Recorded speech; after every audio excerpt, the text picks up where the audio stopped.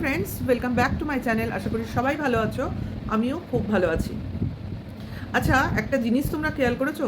টনদীপের এখন কেবল পুরনো পুরনো স্মৃতি রোমন্থন করতে বসছে। মানে পুরনো স্মৃতিগুলোকে ও টেনে টেনে আনছে। এতদিন পর ওর মনে হচ্ছে ছেলের সোনার হারটা চুরি করে নিয়ে গেছে কে? না, ছেলের মা। শুনেছো কোনোদিন ছেলের মা, মানে বাচ্চার মা বা বাচ্চার বাবা ছেলের জিনিস চুরি করে? আরে ও তো মা, তার ছেলের হার মার কাছেই রইলো আর বাবার কাছেই রইলো, তাতে কি এসে গেল? এটা কিন্তু টনদীপদের ভিউয়ার্সদের কথা, মানে ভিউয়ার্সদের কথার পরিপ্রেক্ষিতে বলছি। তাহলে এইটা যদি চুরি হয়, তাহলে টিনার ওই 5 লক্ষ টাকাটা কেন চুরি হবে না? তাহলে হয় ওটাকে তোমরা চুরি রক্ষা দাও, তবে আমরা এটাকে চুরি বলতে পারি। অথবা যদি ওটাকে তোমরা চুরি না ধরো, এটাও চুরি না। ছেলের জিনিস মার কাছেও থাকতে পারে, বাবার কাছেও থাকতে পারে। ছেলে তো দুদিন পর মার কাছে যাবে, তখন মার কাছে যা আছে ছেলে ইউজ করবে, এটাই তো স্বাভাবিক। এমন তো নয় ছেলের হার মা গলায় পড়ে বসে রয়েছে আর পড়লেই বাকি। টনদীপের মা যেরকম করেছে, টিনা তার থেকেই তো শিখবে। হ্যাঁ, আজকে টনদীপ বলতে বসছে তার ব্লগিংয়ে, মার অমুক জিনিস মা এত কষ্ট করে বানিয়েছে, তার ঠাকুমা ঠাকুরদার স্মৃতিচিহ্ন সমস্ত কিছু নিয়ে গেছে, এর চোখের জলের দাম দিতে হবে, ভগবান সহ্য করবে না। তার চোখের জল কি একমাত্র টনদীপের মারই বেরিয়েছিল? আর কারো চোখের জল পড়েনি? একমাত্র উনিই কেঁদেছিলেন? তার আগে তো তার ওই 3 মাসের শিশু সন্তানটাতে দীর্ঘদিন ধরে কেঁদেছে, অবুঝে কেঁদেছে, কেঁদেছে, আবার জেনে বুঝেও কেঁদেছে। সমস্ত ব্যাপারটা যখন সে জানতে পেরেছে তখন আরও বেশি কেঁদেছে, এবং ছোটোবেলায় তো এমনিই কেঁদেছে যখন মা ছাড়া ছিল। তাহলে সেই কান্নার আগে ভগবান শোধবোধ করুক, সেই হিসাবটা আগে শোধবোধ হোক। সবার হিসাবই শোধবোধ হবে, সব কর্মেরই কর্মফল এই জন্মেই ভোগ করে যেতে হবে সবাইকে, এটা আমরা সবাই জানি। তাহলে আজকে মায়ের কান্না খুব বুকে বিঁধছে নাকি টনদীপের? হ্যাঁ, বিঁধবে, কিন্তু তার থেকেও বেশি বোধহয় বিঁধছে সোনার হার চলে গেছে। তাহলে ভিউয়ার্সদের একটাই কাজ, টনদীপের ছেলেকে, মানে টিনার ছেলেকে, টিনা টনদীপের ছেলেকে আবার একটা সোনার হার তোমরা গিফট পাঠাও। কারণ টনদীপের কাছে হার নেই, টনদীপ ছেলেকে সোনার চেন পরাতে পারছে না। সব সোনা নাকি টিনা নিয়ে চলে গেছে। তা বলি, সব যদি নিয়ে চলে যাবে, তুমি যদি জানো এবং অন ক্যামেরা বউকে চোর বলছো, তাহলে একটা পুলিশে ডায়েরি করোনি কেন? এরম চোর চোর না বলে একটা ডায়েরি করতে। কবে থেকে শুনে আসছি চুরির গল্প, অথচ ডায়েরি নেই। যেভাবে টিনাও ডায়েরি করেনি, সেভাবে তুমিও ডায়েরি করনি, তাই মানে নেই।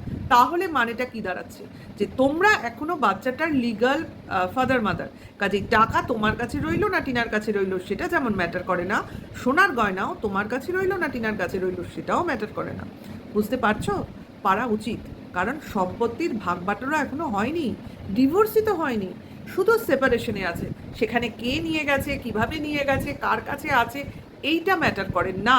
এটা যদি অন্য কেউ চুরি করতো তাহলে সেটা ম্যাটার করতো, এবং অবশ্য করেই তখন নিশ্চয়ই পুলিশে একটা ডায়েরি হতো, সেটা একটা লিগাল ডায়েরি হতো। এভাবে মনে হয় ডায়েরিটা হয় না, নাহলে টনদীপ ডায়েরি না করে বসতো না। নাহলে আলফাল অনেক রকম কেসই তো করেছে, যে কেসগুলো ধোপে টিকবে কিনা সেটা তারাই জানে, বা যারা কেস করেছে তার উকিল সেটা জানে, সেটা নিয়ে আমাদের মাথা ব্যথা নেই। কিন্তু অন ক্যামেরা যেসব কথা বলতে আসছে সেগুলো নিয়ে তো আমরা মাথা ঘামাতেই পারি, কারণ যা দেখাচ্ছে যা শোনাচ্ছে সেটা নিয়ে তো কথা হবেই, তাই কি না? ছেলের জন্য দৌড়তে হবে, যেভাবে খুশি দৌড়বো। তোমরা হাসো, তোমরা কাঁদো, কারা তোমরা? কারা? আমার প্রশ্ন এখানে, তোমরা কারা? কারা হাসছে আর কারাই বা কাঁদছে? মানে বোঝাতে চাইছে ওর যারা ভিউয়ার্সরা আছে তারা কাঁদবে, আর যারা অ্যান্টি ভিউয়ার্সরা আছে তারা হাসবে। আমরা যারা অ্যান্টি আছি তারা হাসবো মনে হয়? একটা বাচ্চা তার মা পাচ্ছে না কি বাবা পাচ্ছে না, আমরা হাসছি বসে বসে এখানে? বাচ্চাটা যে মা ছাড়া রয়েছে তাতে আমরা হাসছি? সেই রকম বাচ্চাটা যদি বাবা ছাড়াও থাকে তখন আমরা হাসবো? এটা কি সম্ভব? আমাদের কি বিবেক বলে কিছু নেই? একটা বাচ্চা তার মা পাচ্ছে না বাবা পাচ্ছে না, আমরা নাকি হাসাহাসি করবো? হ্যাঁ, তা বলে কাঁদবোও না। কেন কাঁদবো? সিচুয়েশন তোমরা তৈরি করেছো। তোমরা মানে এক্স্যাক্টলি, যদি টিনার এখানে 40% দায় থাকে, তোমার বাকি 60% তোমার দায়। তুমি পারতে সিচুয়েশনটা তোমার সন্তানের ফেভারে নিয়ে আসতে, যেটা তুমি করতে পারোনি। তোমার স্ত্রীর চরিত্র বিক্রিটা মূল উদ্দেশ্য হয়ে দাঁড়িয়েছিল, যেটা কিনা বিক্রি করে এই রাজপ্রাসাদ তৈরি করার ইচ্ছাটা আগে প্রাধান্য পেয়েছিল। এখন যখন তৈরি হয়ে গেছে তখন মনে হচ্ছে ছেলের অমুক, ছেলের তমুক, ছেলে কোথায় থাকবে, ছেলের ভবিষ্যৎ কী হবে, ছেলের জন্মকুষ্টি তৈরি করা আছে, এবার সেটাকে বিচার করতে হবে। জন্মকুষ্ঠিটা তো দেখে মনে হলো নতুন, যাই হোক, আমার যেরকম পেপারটা দেখে মনে হলো, সেটা এখন দেখতে বসেছে। কেন? সব তো বিচার ব্যবস্থা স্মুথ হয়ে রয়েছে, জানি সন্তান এখানেই থাকবে, এই বাড়ির বাইরে যাবে না, তাহলে কিসের জন্মঠিকুচি, কিসের জন্মঠিকুচির মানে বিচার, আর কিসের জন্যই বা এত দৌড়াদৌড়ি, কিসের জন্য? হ্যাঁ, এখন তো বোঝা যাচ্ছে দৌড়াদৌড়িটা কেন। অবশ্যই নিজের ছেলের জন্য না, পাতানো দিদির জন্য, কারণ দিদির কেস, সেই কেসে দৌড়াতে হবে, আমার মনে হয় সেই জন্যই দৌড়াতে চলেছে।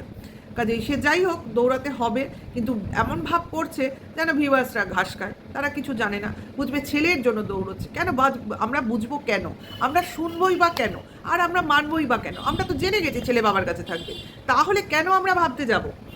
আমরা শুধু আশা করছি যে ছেলে যদি মার কাছে আসে তাহলে খুব ভালো হয়, এবং আমরা যারা মায়েরা আছে আমাদের ফুল আশীর্বাদ টিনার উপর আছে, যে ভগবানের উপর আস্থা আছে যে ছেলেটা যেন তার মাটাকে পায়। মা ছেলেকে পেলো কিনা এটা এখন সেকেন্ডারি ম্যাটার, বাচ্চাটা যেন তার মাকে পায়, যেভাবে সৌমালি তার মাকে পায়নি সেরকমভাবে এই ছোট্ট ছেলেটা যেন কিষাণু যেন তার মাকে না পেয়ে না থাকে। এইটাই হচ্ছে আমাদের চাহিদা। আমরা তো দেখেছি সৌমালি কিভাবে বড় হয়েছে, কি মেন্টালিটিতে বড় হয়েছে, কি মনোকষ্টে বড় হয়েছে, মার থেকে দূরে থেকে, পরিবার থেকে দূরে থেকে। সেই রকমভাবেই আমরাও চাই কিষাণু যেন একটা সুন্দর সুস্থ ভবিষ্যৎ পায়, অবশ্য করেই মার ছত্রছায়া থাকতে পারে, এবং মার ছত্রছায়া থাকলে আমরা জানি মা কখনো বাবার থেকে দূরে রাখবে না। এই জন্যই আমরা চেয়েছি যে কিষাণু যেন মার কাছে থাকে। কিন্তু বাবার কাছে থাকলে কি হবে, কোনো সময় মার অধিকার নিয়ে মা এখানে আসতে পারবে না। এখন জানি না মহামান্য আদালত বা বিচারক কী রায় দেবেন, কীরকম রায় আসবে, তবে এইটা আমার ভিউয়ার্সদের উদ্দেশ্যে 100% শিওর যে বাচ্চার অধিকার ওই সমাজসেবক দিদির মতে 50-50, এটা তোমরা জেনে রাখো। সবাই জানো, আমি নতুন করে কিছু বলছিও না, বোঝানোর প্রয়োজনও নেই, এটা 50-50। হয় ছেলে মার কাছে থাকবে, তার যা বয়স তাতে সেটাই প্রাধান্য পায়। এবার তার জন্য বাবা যে দেখা করতে পারবে না বা নিয়ে এসে রাখতে পারবে না এমন নয়, সব রকমই ব্যবস্থা সেভাবেই হবে। আবার এমনও হতে পারে বাচ্চা বাবার কাছেই রইল, মা নিয়মিত এসে দেখা করলো, এটাও হতে পারে। কাজে কি হবে, কি পরিপ্রেক্ষিতে হবে, সেটা বিচারক রায় দেবে। কিন্তু যেটাই হোক, এইটা তোমরা জেনে রাখো যে ছেলেটা যে জানে তার মা মারা গেছে, এটা কিন্তু আর পসিবল হবে না। ছেলে এবার থেকে জানতে পারবে তার মা জীবিত আছে, এবং অবশ্য করেই ছেলে মার দেখা সাক্ষাৎ হবে, এইটা একদম 100%। এবং ছেলের যা বয়স, অবশ্য করেই মার কাছে পুরোটাই থাকার কথা। এইবার বিচারক ঠিক করবে, আমরা তো বিচারকের ওপরে যেতে পারি না, আর সব থেকে বড় কথা ভগবানের ওপরে যেতে পারি না। ভাগ্যে যেটা আছে, ভগবান যেটা ঠিক করে রেখেছেন সেটা উনিই জানেন, ঠিক আছে? ওনার খেলা কেউ বুঝতে পারে না। কাজেই তার উপর আমাদের আস্থা রাখতে হবে, তার উপর আমাদের বিশ্বাস রাখতে হবে। তাই বলি, টনদীপের যে একদিন জিওল মাছ এনে হয়ে গেল, যাই হোক, আজকে আবার শুরু হয়ে গেছে সিলভার কাপ। এই একটা মাছ কি করে খায় আমি জানি না, যাই হোক, যে যার খায়, খাওয়া নিয়ে বলে লাভ নেই, খাওয়াই, যে যেরকমভাবে খাবে সে সেরকমভাবে থাকবে, সেটা কথা না। বাচ্চাটা কি খায় সেটা কোনো সময় দেখায় না। ওই এক জিওল মাছ বললাম আমি, মানে তোমার আজকের সকালের ভিডিওতেই বলেছে জিওল মাছ এনে চেঁচাতে শুরু করে দিয়েছে। গতকালের ভিডিও, আজ সকাল বলছি, আজ সকালে তো এটা যাচ্ছে, গতকালের ভিডিওতে। তাহলে যেদিন আনে সেদিনকে চেঁচি বলে, আজকে কিন্তু কোনো চেঁচানো নেই। এখন ওই মাছই আছে কিনা আমি বলতে পারবো না, কারণ সেই মাছটা তো অনেক বেশি পরিমাণ এনেছিল, কিন্তু বাচ্চাটা খেতে চায়নি। আজকে দুধ খাওয়া নিয়েও লাফালাফি করছে, ওকে যে বুলিয়ে ভালিয়ে খাওয়াবে সেটা দেখানোর ব্যাপার নেই। বাচ্চাটার মতোই কিন্তু চলছে। এদের যে খাওয়া নিয়ে একটা বেশ ধরা বেঁধে বসে খাওয়া, এখন দেখো দোষ তো দেওয়া যায় না, ঠাকুমার যা বয়স, সারাদিনের যা কাজ করে সেটা সম্ভব না। তাহলে এই প্রবলেমটা থেকেই তো বাবার বোঝা উচিত যে বাচ্চাটার মাকে প্রয়োজন, মার কাছে থাকলে মা যেভাবে কেয়ার করতো আমরা কিন্তু দেখেছি, তোমরা কিন্তু প্রত্যেকে দেখেছো। মা 3 বছর ধরে, যতদিন এই 9 মাস আগে ছেলেটার সঙ্গে ছিল, মা কিন্তু পুরো খেয়াল রেখেছে। সে পড়াশুনো থেকে শুরু করে, নাওয়া খাওয়া থেকে শুরু করে সব কিছু টাইম টু টাইম করাতে চেষ্টা করতো। তাহলে সেই জন্য বাচ্চাটার কিন্তু মাকে প্রয়োজন, মারও বাচ্চাটাকে প্রয়োজন। কিন্তু ওই যে এর ইগো প্রবলেম, মেল ইগোতে লেগেছে ঘা। আমাকে ইগনোর করা, আমাকে মানে ছেড়ে চলে যাওয়া, আমার ফ্যামিলিতে থেকে ব্লগিং করবো না বলা, মানে এই যে আমার বিপরীতে যাওয়া, এগুলো হয়েছে প্রবলেম। এবং তার থেকেই শুরু হয়েছে এই তোমার জেলাসি, এবং অবশ্য করেই এই কেড়ে নেওয়ার মানসিকতা। সন্তান কেড়ে নিয়ে মাকে শাস্তি দেব, কারণ ও জানে ছেলেকে কতটা ভালোবাসে টিনা। সেই জন্যই এই একমাত্রই রাস্তা, এইভাবে শাস্তি দেবো যখন ও বুঝতে পেরেছিল যে কোনোভাবেই সংসারে ফিরে আসবে না। আর আজকে তোমাদের কাছে নিশ্চয়ই পরিষ্কার যে ছেলেকে সব সময় টিনা চেয়েছে, নিয়ে যেতে চেয়েছে এবং ভেতরে ভেতরে সব রকম প্রচেষ্টা চালিয়েছিল। আজকে যেগুলো মিথ্যাচার করা চলেছিল, যে চাইনি, বলেনি, করেনি, সমস্ত কিছু এখানে অপপ্রচার চালানো হয়েছিল। যাই হোক, সব আরও পরিষ্কার হয়ে চলে আসবে। যারা মিথ্যা বলার তারা বলে যাবে, এখনও বলছে, কিন্তু তাদের বিশ্বাস করবে এরকম লোক হয়তো এরপরে আর পাওয়া যাবে না। এখনও যারা আছে তারা তাদেরকেও বিশ্বাস করছে, যেভাবে আমাদের লোকে বিশ্বাস করছে তাদেরকেও আমি দোষ দিতে পারি না, কারণ তারা এতদিন তাদের বিশ্বাস করে এসছে। চট করে সেই বিশ্বাসে ঘা পড়লে খুব মুশকিল, যেভাবে আমাদেরও অনেক সময় হয় এগুলো। কিন্তু কি বলতো, সিচুয়েশান, পরিস্থিতি এবং সত্য মানুষের সামনে আসতে বাধ্য, এবং সত্য কখনো লুকোনো থাকে না। হয়তো সাময়িকভাবে সত্যটাকে ঢেকে রাখা যায়, কিন্তু সত্য সামনে আসবেই, সত্য উদ্ঘাটিত হবে। আজকে টিনার ভিডিওতে খুব সুন্দর একটা ক্যাপশন দিয়েছে, যে এত যদি বাস নিয়ে ঘুরতেই হয় তাহলে কেন সিসিটিভি ক্যামেরা লাগায় না। একদম ঠিক, এটা একদম উচিত কথা লিখেছে, যদিও এটার উত্থাপন ও ভিডিওতে করেনি।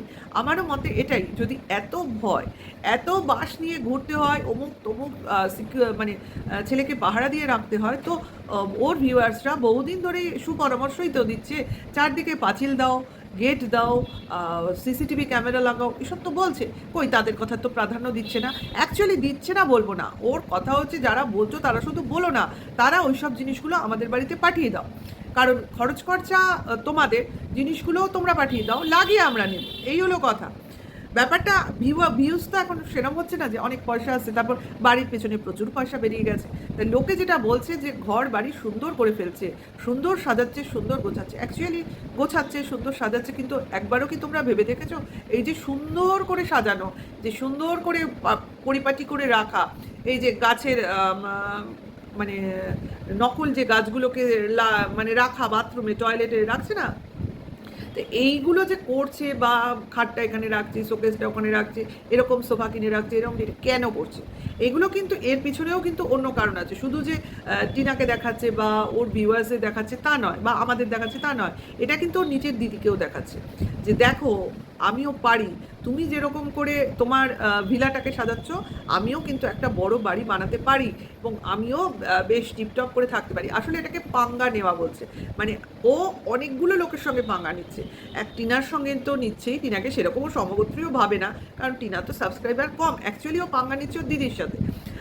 হিংসাটা ওর বরাবরই রক্তে ছিল, মনে ছিল, এটা ও বংশগতভাবেই পেয়েছে। এবং বলে না টিনার দোষ, ওদের যে ঝামেলা ভাই বোনের, অ্যাকচুয়ালি টিনার দোষ না, টিনাকে বোঝানো হয়েছিল যে দিদির বিরুদ্ধে কিছু কথা, তার জন্যই ওই গণ্ডগোলগুলো হয়েছিল। গণ্ডগোল হতো, টিনাকে এর মধ্যে ঢুকিয়ে টিনাকে মেইন পার্ট করানো হয়েছিল।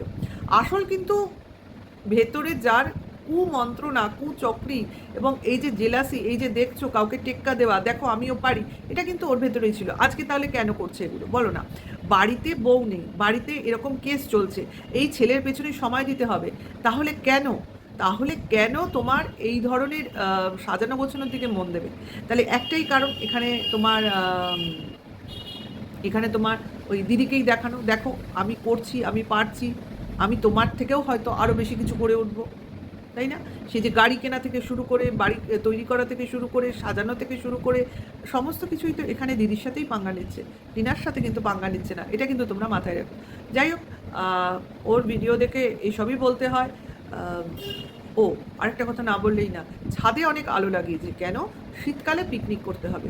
হ্যাঁ, ওটা পিকনিকেরই জায়গা, ওটা পিকনিক স্পট। ওই বাড়িটা অ্যাকচুয়ালি একসময় পিকনিক স্পটই হবে, যেখানে লোকে ঘুরতে বেড়াতে যাবে, পিকনিক করতে যাবে। কারণ ওই সব না করলে তো একসময় দেখো, এরকম পিকনিক স্পট কিন্তু প্রচুর ভাড়া দেওয়া হয়, আর গ্রামের সাইডে তো প্রচুর। হ্যাঁ, আমরা ঘুরতে গেছিলাম, এরকম অনেক জায়গা আছে, বাঁশবেড়িয়া, তারপর দাঁড়াও রাজপুর, সোনারপুর, ওইখানে বাগানবাড়ি আছে অনেক এরকম। তারপরে তোমার রূপনারায়ণ নদীর তীরেও এরকম অনেক ছোটো ছোটো এরকম বাড়ি আছে, যেখানে পিকনিক স্পট ভাড়া দেওয়া হয়। তাহলে এইসব জায়গায় আমরা বহুদিন আগে গেছিলাম। তাহলে সেটাই বলছি, এটা যদি ভবিষ্যতে টনদ্বীপে একটা রোজগারের মাধ্যমও হয়ে উঠতে পারে, পিকনিক স্পট ভাড়া দিয়ে, তাই না? এরকম আমরা কিন্তু প্রচুর পিকনিক স্পট ভাড়া নিই বিভিন্ন সময়। যাই হোক, ভালো জিনিসটা মনে হলো আমার ওই পিকনিক করার কথা শুনে। শীতকাল আসলে পিকনিক আমরা দেখতে পাবো। হ্যাঁ, অবশ্য করেই দিদিদের সঙ্গে, ভিউয়ার্সদের সঙ্গে তুমি পিকনিক চালিয়ে যাও, আমরা দেখতে চাই পিকনিক, আমরা দেখে মজা পাই, তুমিও মজা দাও, কারণ তোমার কাছ থেকে মজা পাওয়াটাই আমাদের উদ্দেশ্য। ভিডিওটা ভালো লাগলে লাইক কমেন্ট শেয়ার করো, আমার সঙ্গে থেকো, নেক্সট ভিডিও ওয়েট করো। এখনকার জন্য এইটুকু, টাটা বাই।